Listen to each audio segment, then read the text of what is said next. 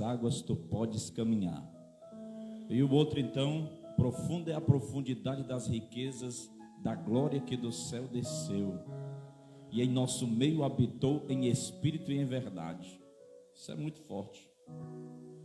Abra sua Bíblia em Lucas capítulo 24. Habitou em graça e em verdade.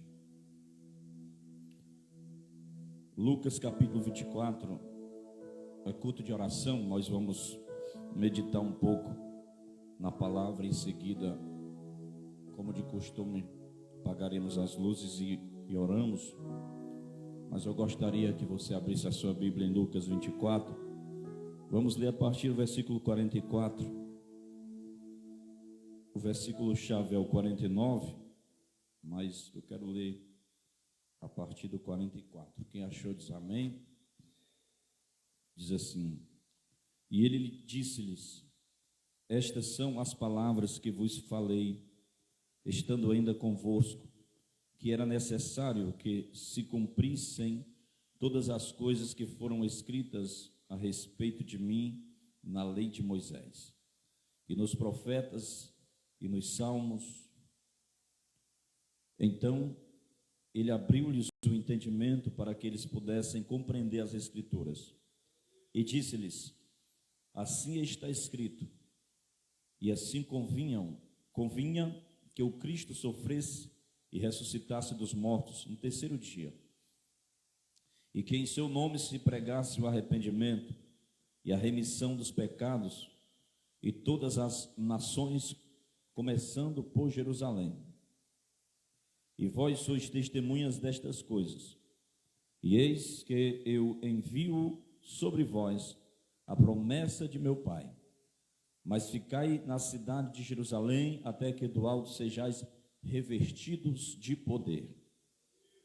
E ele levou-os para fora até Betânia, e ele, levantando as mãos, os abençoou. Aconteceu que, enquanto os abençoava, apartou-se deles e foi elevado ao céu. E eles o adoraram e retornaram para Jerusalém com grande júbilo, e estavam continuamente no templo louvando e bendizendo a Deus. Amém. Glória a Deus. Você pode sentar. Nos capacita, Espírito Santo, nesta meditação. Aplica esta palavra para nós. Me ajuda com a tua graça e com o teu poder, no nome de Jesus. Nós estivemos no domingo na sede, né? Não teve culto aqui no domingo. Teve até alguns irmãos que falaram que vieram para a igreja, mas estava fechado. Achava que a gente ia vir ainda durante o dia, né? Mas a gente já avisou aqui a semana inteira, dizendo que a gente ia ficar pela manhã e pela noite. Foi uma bênção o batismo, o aniversário de 25 anos. Para a glória de Deus, 67 pessoas foram batizadas nas águas, e dentre elas mais de 20 com o Espírito Santo, e houve consagrações, e foi uma maravilha, algo lindo da parte de Deus. Nós vemos, a gente vem de algumas orações que eu estou falando sobre a questão do poder do Pentecoste. Nós falamos sobre a necessidade de um Pentecoste, nós falamos sobre as causas desse Pentecoste, o conteúdo do Pentecostes, e hoje eu quero falar sobre o poder do Pentecostes. Aqui está dizendo que Jesus, ele está falando com os discípulos. Estes discípulos, eles estavam no caminho de Emaús, e Jesus diz que tudo aquilo que foi escrito a respeito dele estava se cumprindo nele. Jesus dá aqui as referências da Bíblia judaica, que era Moisés, a lei de Moisés, que eram os profetas e os salmos, conhecida Tanar, que tem o Torá, que é o Antigo Testamento, para nós, o Pentateuco, os Nevins, que é os profetas, e os Ketuvins, que são os salmos ou os escritos. Então a Bíblia conhecida até então, Jesus está dizendo para eles que tudo que estava escrito ali estava falando dele, estava uma profecia que estava acontecendo na palavra encarnada, que era Cristo. E ele diz assim: agora eu tenho algo para falar para vocês. Vocês vão receber esta promessa, a promessa do meu Pai.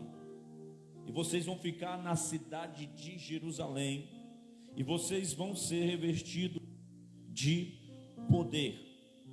Jesus, ele foi categórico ao determinar na questão do ministério dos discípulos, que eles não deveriam aventurar-se neste ministério, eles não deveriam fazer qualquer tarefa sem antes eles serem revestidos do poder do Espírito Santo. Eles não estariam aptos para os desafios do testemunho, para realizar o seu ministério, se eles não tivessem cheios do poder do Espírito Santo. Agora, depois de nós vermos a necessidade, o conteúdo do Pentecostes, a pergunta é, nós precisamos fazer essa pergunta: poder para quê? Ele está dispensando poder sobre a sua igreja. Ele está prometendo um poder que se cumpriu nos dias de Pentecostes sobre os discípulos. Mas qual é a finalidade desse poder? Para que esse poder? Quando esse poder chegar, o que é que eu devo fazer com ele? Há muita gente buscando poder com as motivações erradas. Eles querem poder para se promoverem. Eles querem poder, às vezes, até para se tornarem famosos. Eles querem poder para receberem aplausos dos homens, para aparecer diante dos homens. Eles querem poder até para se tornarem ricos, influentes, respeitados.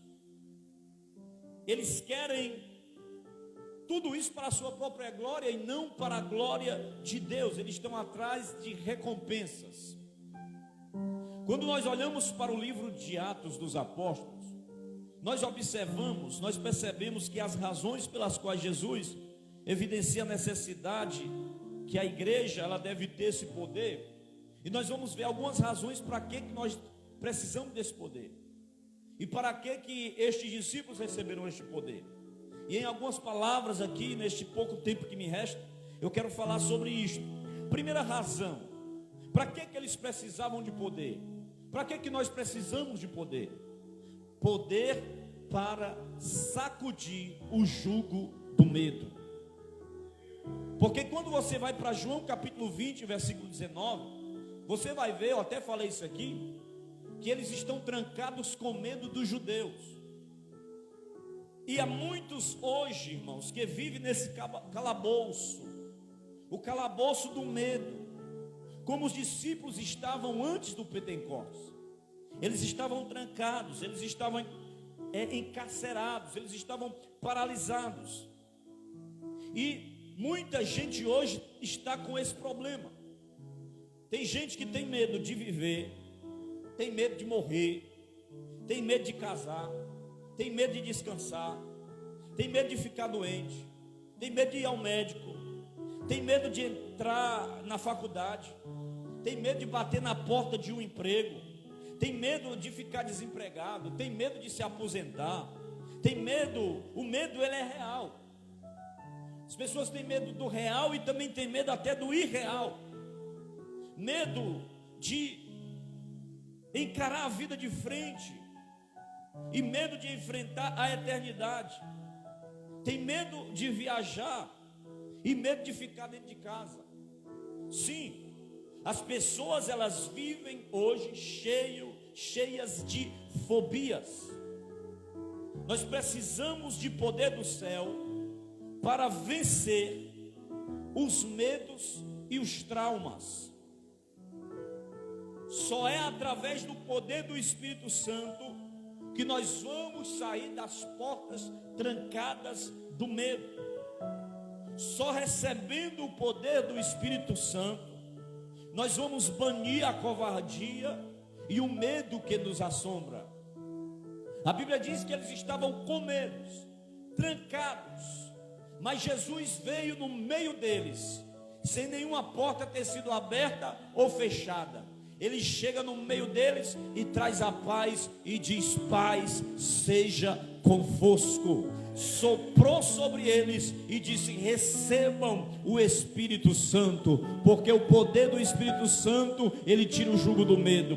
O poder do Espírito Santo, ele repreende as fobias. O poder do Espírito Santo te dá autoridade em meio à covardia. Aleluia. O poder do Espírito Santo, ele te dá ousadia. E Paulo disse para o seu discípulo Timóteo: nós não recebemos o espírito de medo e nem o espírito de covardia, mas o espírito de autoridade, o espírito de ousadia. Talvez você que chegou aqui essa noite esteja precisando receber essa palavra. Talvez você viva assombrado, com medo do futuro, com medo de ser mais de quê. Eu quero dizer essa noite que o poder do Espírito Santo vai jogar fora este medo que te aprisiona, este medo que te paralisa, este medo que está fazendo você ficar parado, paralisado. Vai ser quebrado todo mal, todo medo, pelo poder do Espírito Santo.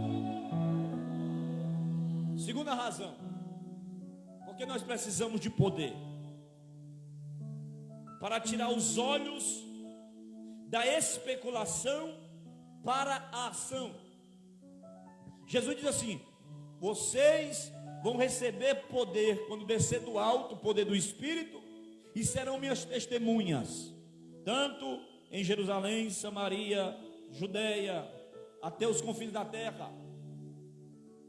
Quando Jesus falou que eles deveriam aguardar, ele disse: ficar em Jerusalém, aguarde lá.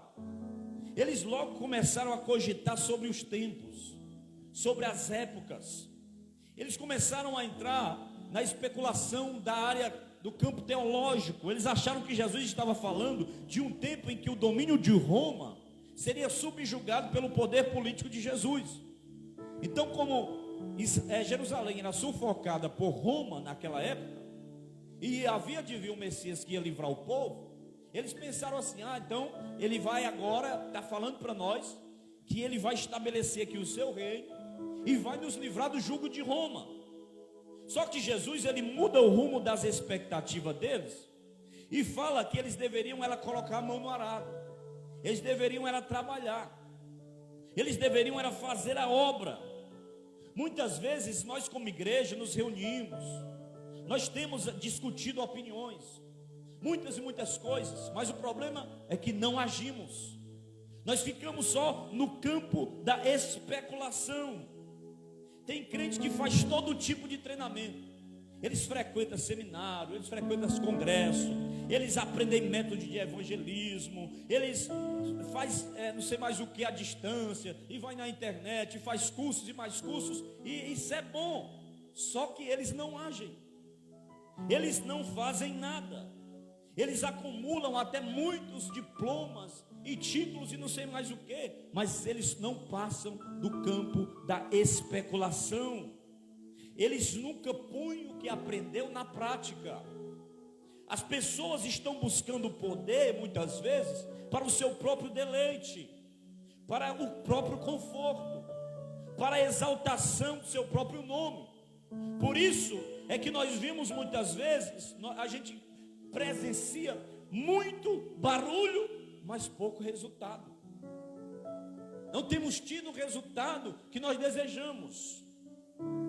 Nós vemos muitas pessoas nas igrejas por aí, com a cabeça enorme, mas o corpo raquítico. O que é isso? Muito conhecimento, mas pouca prática.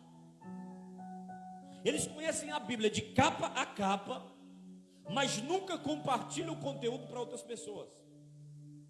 Eles até são mestres, afiados em doutrinas, eles querem debater, eles querem discutir, eles querem falar sobre doutrinas, mas eles não transpiram vida com Deus. Eles não exalam o bom perfume de Cristo. Só fazem conjecturas e especulações e nunca agiram na força do poder de Deus. Jesus está dizendo: eu vou dar poder a vocês, não é para vocês ficar parados, não. Eu vou dar poder a vocês, não é só para vocês colocar um plano na mente e não executar nada. Não, vocês vão ser testemunhas. Aonde? Jerusalém. Aonde? Judeia. Aonde? Samaria, até os confins da terra. Você não vai ficar parado, vocês vão pregar, vocês vão curar, vocês vão manifestar o poder de Deus, o reino de Deus na terra. É para isso que vem poder de Deus para a sua vida. Eu quero poder.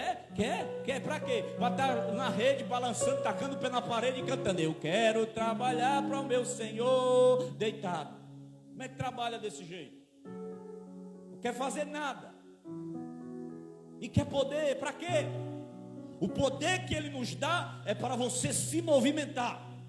Pode prestar atenção. Se tem um crente que está cheio do poder, ele diz: onde é o evangelismo, irmão Júnior? Que hora é? Eu estou lá. Meia hora antes ele já está esperando. Onde é, pastor, que o senhor vai? Eu quero ir também. O senhor vai pregar onde? O senhor vai fazer o quê? Onde é? Que hora é? 5 horas da manhã na igreja. Eu estou lá orando, porque eu quero sair da especulação humana. Eu quero fazer alguma coisa para Jesus. Aleluia! E era isso que Jesus estava dizendo. Para que você quer poder? Para que você quer o batismo do Espírito Santo? Só para falar meia dúzia de língua estranha e acabou? Só para ser igual um papagaio, um periquito australiano falando em línguas, mas não faz nada, não movimenta nada, ninguém vê Deus na sua vida, ninguém vê o testemunho de nada. Poder, meu irmão, é para você agir no poder do Espírito Santo, pregando, louvando, curando, evangelizando, seja a área que Deus colocar para você atuar, você tem que estar cheio de poder.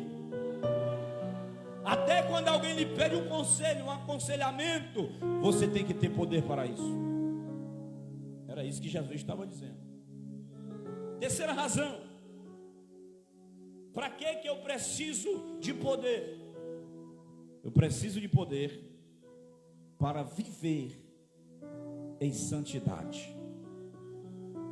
Olha para o teu irmão aí, não vai ficar com raiva de ti não. Diz assim: ei irmão, tu precisa de poder para viver em santidade, viu?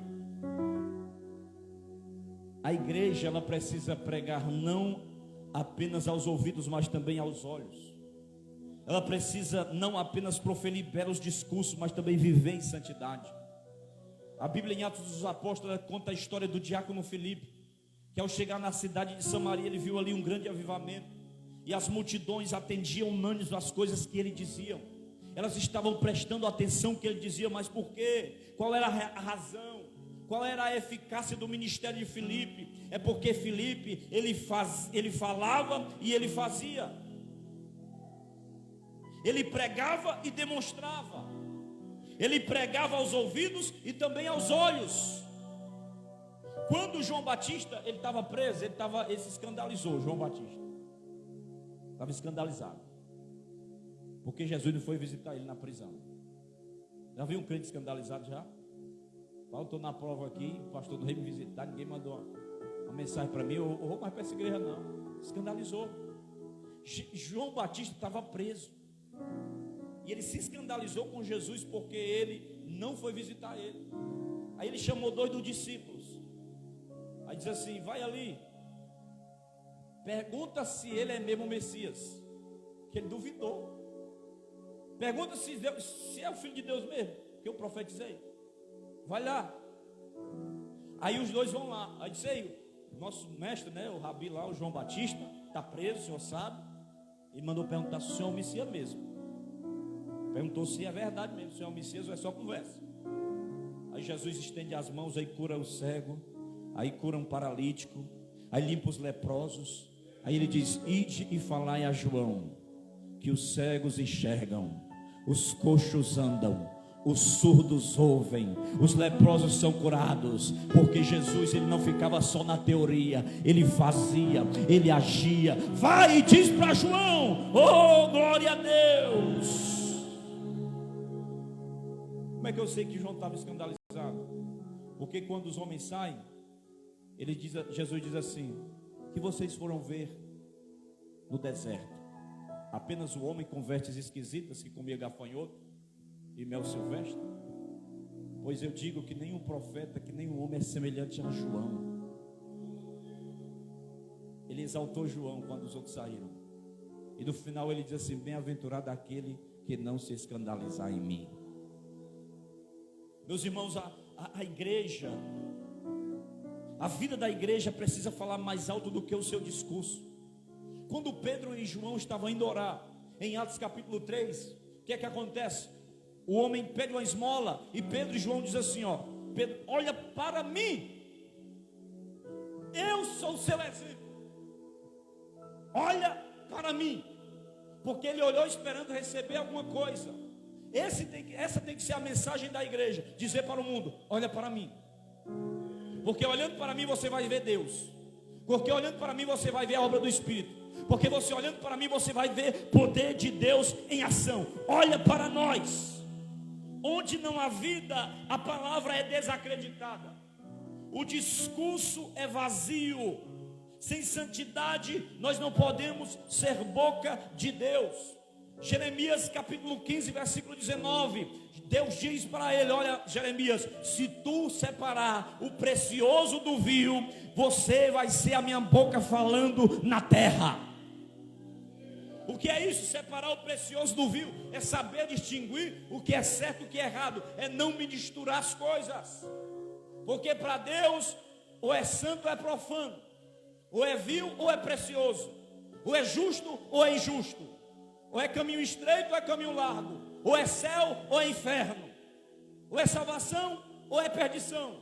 Ele está dizendo: se você souber separar o precioso do vil, a minha palavra vai estar constantemente na tua boca, Jeremias, porque o poder que tu recebeu é para viver uma vida de santidade. Sem santidade, o bastão profético em nossas mãos não tem nenhum valor, como aconteceu no caso de Geazi. O menino da mulher tinha morrido, da sunamita, e ela corre lá, pega o cavalo e vai em direção ao profeta que estava no monte. E ela vai se jogar aos pés do profeta chorando. E o menino vai lá, o moço, e ele diz assim: não toque nela não, essa mulher está angustiada e Deus não me revelou ainda o que é que ela tem, mas ela está angustiada. E ela diz que o menino morreu. Ele pega o cajado e diz assim: vai lá, entra na casa e coloca o meu cajado sobre o menino. Aí Geazi pega o cajado e leva. Só que não acontece nada. Por quê? Porque cajado de Eliseu na mão de Geazi não serve, irmão. Geazi significa vale da visão. Ele via até demais. Ele cobiçava o que era dos outros. Porque Naamã chegou lá na casa, depois que foi dar uma oferta para Eliseu, e Eliseu não quis. Aí ele mentiu para ganhar as peças de roupas, para ganhar dinheiro. Aí Eliseu disse assim: pois como tu mentiu para ele e está querendo mentir para mim, porque o meu espírito te acompanhou, tu vai ficar com as roupas, com dinheiro, e leva a lepra de brinde também. Ficou leproso até o último dia da sua vida. Por quê? Porque não tinha uma vida de santidade. E é porque vivia ao lado de um homem que inspirava o poder de Deus, que era Eliseu, que tinha o espírito em forma de porção dobrada na sua vida. A igreja ela não pode estar bem se a sua vida privada, se a vida do povo de Deus está em crise. Não adianta existir ajuntamento solene se a vida particular das pessoas que se reúnem está em decadência. Quando Deus rejeita o adorador, a oferta também não pode ser aceita. Por outro lado, a qualidade da oferta é o reflexo da vida do adorador. Deus ele quer a verdade no íntimo, espírito quebrantado e coração compungido e contrito não desprezará o Senhor. Para que você quer o Espírito Santo? Para que você quer poder do Espírito Santo? Para viver uma vida de santidade, uma vida de intimidade, de relacionamento, de piedade, de verdade com Ele. Nós estamos precisando, vou encerrar agora, de um Pentecostes na nossa vida, que desperte a igreja para a busca da santidade. A Bíblia chama a igreja de santos de Deus. Santos por quê? Porque são infalíveis? Não, porque foram santificados. Chama de justos. Justos por quê? Porque são infalíveis? Não, porque foram justificados. As pessoas, elas estão correndo atrás de bênção. Quem tem o poder, ele não corre atrás de bênção. Ele não corre atrás de sinal. É o sinal que corre atrás dele. O que foi que Jesus disse? E os sinais seguirão aos que creem no meu nome. Expulsarão demônios, falarão novas línguas, curarão os leprosos, ressuscitarão os mortos. Ou seja, os sinais seguirão. Não é eu que vou querer correr atrás de sinal, é o sinal que vai ter que me seguir. Eu não vou correr atrás de bênção, é a bênção que vai me alcançar, ela vai me acompanhar. Por quê? Porque a bênção vai olhar e vai dizer assim: esse aí tem poder, esse aí tem poder. O sinal vai dizer: esse aí tem poder. O sinal vai seguir, o sinal vai seguir. Ei, que você ande, caminhe e deixe um rastro de sinal através de você, atrás de você, pelo poder do Espírito Santo de Deus. O projeto de Deus é que nós sejamos santos. O que é que Hebreus 12:14 diz? Segui a paz com todos e a santificação, sem a qual ninguém verá o Senhor. Sem santidade não veremos Deus. O que é que Provérbios 11, capítulo 11, versículo 30 diz? Que o fruto do justo é a árvore da vida. Mas o que é que Romanos 6:23 diz? Que o salário do pecado é a morte. O caminho da santidade, ele conduz à glória, mas as veredas do pecado conduz ao inferno. E João capítulo 4, versículo 25 diz que Deus busca adoradores que o adorem em espírito e em verdade. Para que eles precisavam de poder? Até para morrer eles precisavam de poder, porque ele diz assim: vocês vão ser minhas testemunhas. Testemunhas é mártires no grego, aqueles que morrem por uma causa. Ei, meu irmão, até para você passar por dificuldade, por sofrimento, você tem que ter poder de Deus. Sabe por quê? Porque se não tiver poder de Deus, se desvia. Você não entende ainda porque muita gente se desvia, se desanima e não volta, porque estava sem poder, estava fraco, não buscou. Mas quem tem poder de Deus, a Bíblia diz assim, ó, que não vem tentação sobre nós, ou provação, que nós não possamos suportar, porque a provação vem, e embutida na provação vem o escape, e quem tem o poder de Deus tem esse discernimento. É por isso que foi louvado aqui, eu sinto a presença de Deus. Levanta a sua mão, adora a Deus. Oh, meu Deus.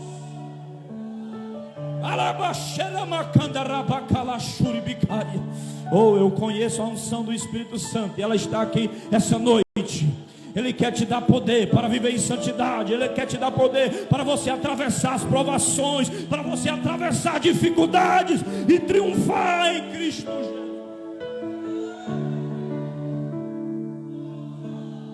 Por isso que esse louvor diz: você me leva ao deserto para falar de amor, me deixa passar pelo vale para mostrar que estás comigo, me põe no meio da tempestade. A Bíblia diz que o caminho do Senhor é na tormenta. Me põe no meio da tempestade, mas tu pinta um arco, porque esse arco significa que está dando uma pausa, um stop, um basta na tempestade, porque este arco é a promessa que ele deu ao homem, que jamais destruiria a terra com água. Então significa que a tempestade está passando, vai parar.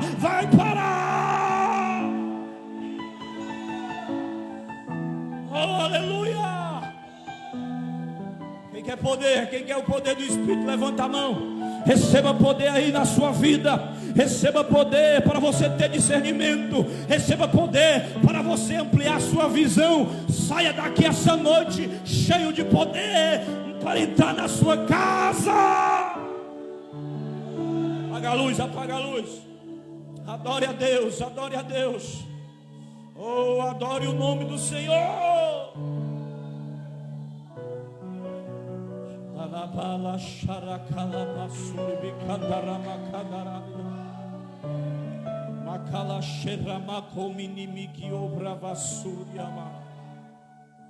Oh Espírito Santo,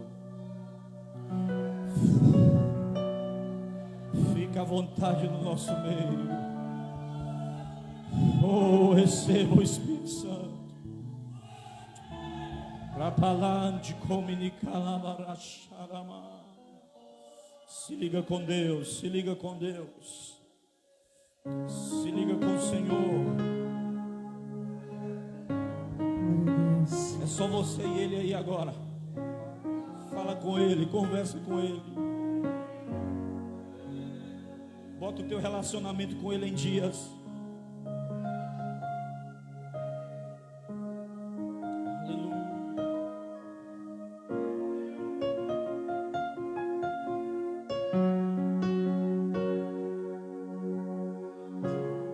Bem sem eu, que tudo podes, e nenhum dos seus planos podem se frustrar. A vontade é tua, e a minha vida em tuas mãos está. Nenhum dos seus planos podem se frustrar.